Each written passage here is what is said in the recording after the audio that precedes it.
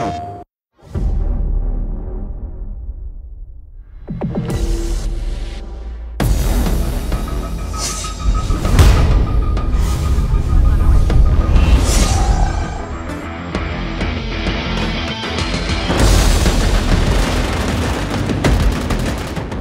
MAG is a game that's basically trying to take the first-person shooter genre and put it on steroids and take it to the next level.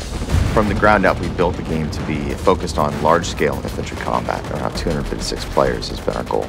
So we wanted to create an online multiplayer experience that would take things a couple generations further than anyone had seen before. Create large-scale effects, large-scale battles, large events, have the players feel like they're part of a much bigger battle, much bigger conflict than they would in any other game to this point.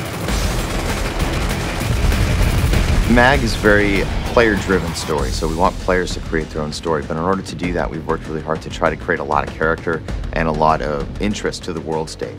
So the game's based in about 25 years in the future.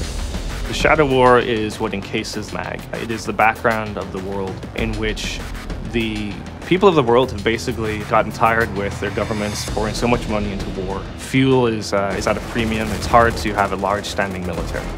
So private military corporations have risen to the forefront as groups that will perform the sort of duties and the sort of actions that government armies or national armies performed previously. So in this future, in the Shadow War, these PMCs are on the surface performing humanitarian acts, security operations, defensive operations, but secretly underneath the surface or the publicly viewed aspects of those PMCs, they are basically vying with each other for control of the contracts, the wealth.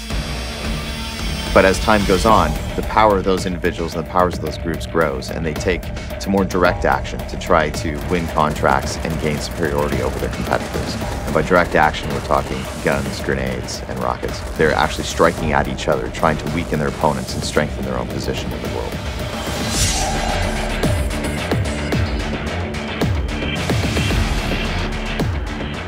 I think what's fun about the story is the fact that it's not too far of a stretch to be believable, and you can see what happens if we turn over too much of our national security as different nations around the world into private contractors. You can imagine how that might go a little bit rogue. But it's also set in a very near world or a near future state, so all the weapons feel very believable. All the weapons and gear are something that you can turn on the news and see people using now. So it feels really gritty. It's a future that's not overly dark, but also not exactly all roses.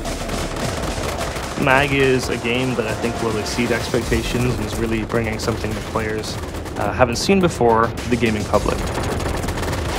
But what I'd like to see is that the backstory that we've made, the work that we've put into the PMCs, the work that we've put into the world of MAG allows us to create more games, different types of games and genres that leverages MAG as really a soil to create a variety of gameplay experiences.